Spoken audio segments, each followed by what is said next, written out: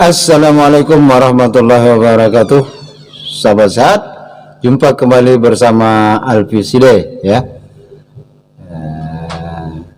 Semoga pada hari ini selalu dalam keadaan sehat walafiat, tidak kurang suatu apapun dua, selalu mendapatkan limpahan rahmat kasih sayang berkah dan maghfirah dari Allah Tuhan yang Maha Esa, Tuhan yang Maha Kuasa, Tuhan yang telah menciptakan kita semua ya, dan mendapatkan syafaat baginda Rasulullah SAW. Sahabat sehat, apapun yang kita lakukan pada hari ini semoga dalam keadaan lancar dan dilancarkan oleh Allah, terhindar dari malapetaka, musibah dan bencana apapun ya. Sahabat sehat, untuk sahabat sehat yang baru bertemu dengan channel Alfiside atau channel yang membahas terkait dengan produk-produk pertanian yang aman, bermutu dan berdaya saing, salam jumpa ya, salam sehat juga untuk sahabat sehat semua. Kali ini kita akan mencoba membahas atau menguraikan apa yang dimaksud dengan kriteria-kriteria yang diinginkan atau yang harus diterapkan oleh para pelaku usaha, baik itu individu perorangan, baik itu kelompok tani maupun gapoktan, dan asosiasi-asosiasi dan perusahaan yang bergerak di bidang proses budidaya tanaman, baik itu tanaman pangan maupun hortikultura ya. Sahabat sehat, bahwa untuk menuju proses registrasi kebun maka ada beberapa kriteria yang harus dilaksanakan petani untuk mendapatkan nomor register kebun yang nantinya dapat digunakan untuk mendaftar proses sertifikasi produk, apakah itu produk prima. Prima itu ada Prima 3, Prima 2 dan Prima 1, serta yang terakhir yaitu adalah produk organik yang sekarang sudah mulai beredar di pasar-pasar, dan ini merupakan jaminan terhadap keamanan, mutu dan kualitas daripada pangan yang akan kita konsumsi. Jadi sahabat sehat, terutama untuk para pelaku usaha, para kelompok tani, gapoktan, dan asosiasi yang ingin bergerak di bidang proses budidaya tanaman pangan, maka ada 3 kriteria yang harus terpenuhi dalam pelaksanaan proses budidaya, mulai dari penentuan lahan, penetapan lahan, pengolahan lahan, kemudian persyaratan-persyaratan lain dalam hal penyediaan pupuk, kemudian penyediaan benih. Itu harus benih-benih yang benar-benar dapat dipertanggungjawabkan, dalam artian benih yang bermutu ya, artinya benih yang kualitasnya terjamin ya, daya tumbuhnya tinggi minimal 80%, kemudian kadar air, artinya pada saat kita melakukan proses penyemaian diharapkan benih yang digunakan ini tidak banyak yang mati atau hanya sedikit yang tumbuh. Jadi ada 3 kriteria yang harus dilaksanakan dalam proses penerapan GAP atau cara budidaya tanaman yang baik dan benar ya. Yang pertama itu adalah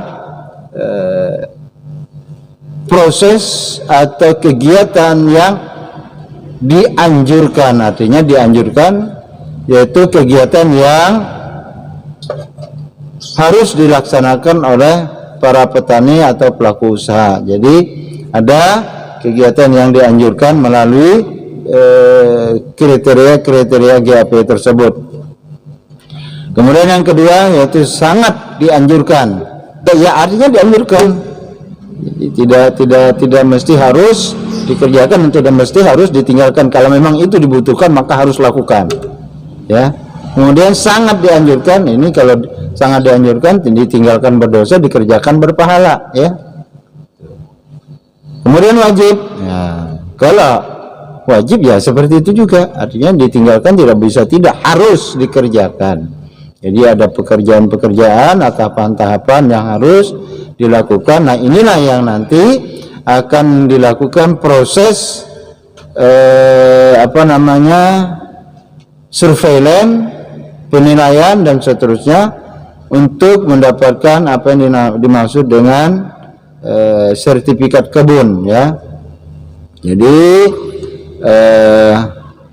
para pelaku usaha sebelum melakukan usulan atau permohonan untuk register kebun, ada 3 kriteria yang harus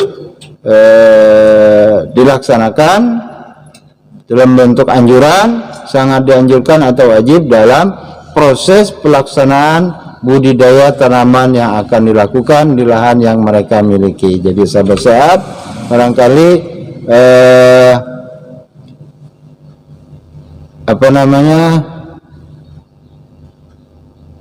unsurnya dari ketiga kriteria tersebut ada, sahabat sehat, ada 3 yang meliputi unsur-unsur dalam proses penerapan cara budidaya tanaman yang baik. Itu meliputi unsur anjuran, itu terdiri dari 12 unsur. Artinya apa? Ada 12 kriteria pekerjaan yang dianjurkan untuk dilaksanakan oleh petani jika memang memungkinkan untuk dilaksanakan. Kemudian untuk kriteria sangat dianjurkan itu terdiri dari 29 kriteria atau item yang harus dilaksanakan oleh pelaku usaha atau petani jika memang kondisinya memungkinkan. Dan yang ketiga yaitu unsur wajib, ya. Artinya kriteria wajib itu memiliki 7 unsur yang tidak harus dilakukan oleh para pelaku usaha. Jadi intinya sahabat sehat bahwa sahabat tani, bahwa kegiatan-kegiatan atau kriteria-kriteria yang harus dilakukan dalam proses budidaya berdasarkan penerapan cara budidaya tanaman yang baik, itu anjuran ada 12 unsur atau ada 12 kegiatan yang harus dilaksanakan. Kemudian sangat dianjurkan itu terdiri dari 29 unsur kegiatan yang harus dilaksanakan. Kemudian yang wajib itu wajib dan tidak bisa tidak untuk dilaksanakan, itu ada 7 unsur, ada 7 kegiatan harus mereka laksanakan. Jadi secara garis besar, jadi penetapan lahan, ya, kemudian penyediaan benih, ya, pupuk dan sebagainya, kemudian pencatatan proses budidaya mulai dari awal sampai akhir sampai dengan pasca panen, itu harus ada pencatatan dan langkah-langkah lainnya yang harus dilakukan.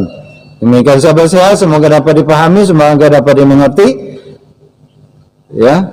Artinya yang kita harapkan adalah petani, para pelaku usaha mampu melaksanakan kegiatan ini agar mereka bisa bertanggung jawab terhadap produk-produk yang mereka hasilkan, agar terhindar dari cemaran-cemaran yang berbahaya terhadap konsumen yang akan membeli produk-produk yang dihasilkan para pelaku usaha ini. Semoga dapat dipahami, semoga dapat dimengerti. Billahi taufiq wal hidayah. Assalamualaikum warahmatullahi wabarakatuh. Salam sehat, salam untuk keluarga dan sehat selalu untuk petani. Mari bertanggung jawab terhadap produk yang kita hasilkan.